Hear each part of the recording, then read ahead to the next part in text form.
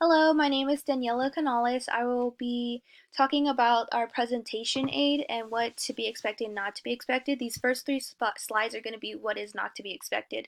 So what is going to happen is we're going to have a lot of distractions going on, a lot of squiggling. The transitions are totally different, and then we have a noises during the transition. And the passages, there's supposed to be six lines, six words in the lines.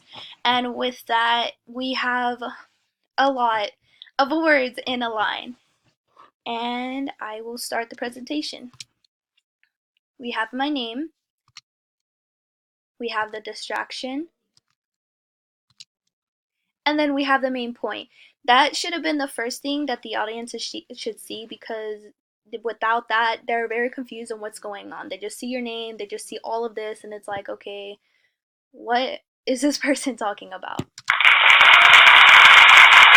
And there is one of the distractions, the clapping. It's unnecessary, we don't need it.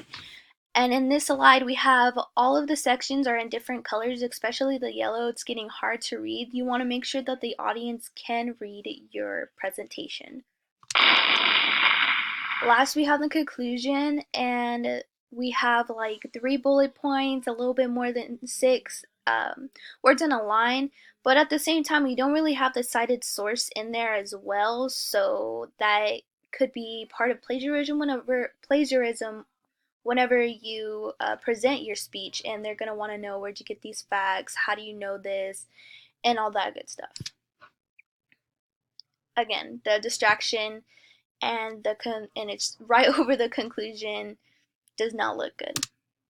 Next, we have these 3 slides that are supposed to be the way that they are. They're very simple, they don't cause too much distraction, straight to the point. They have the title, who is it presented by, and it has very short words with all these 4 bullet points, giving you a little summary what they're going to talk about, giving the presentationer a little help of what's going to be going next.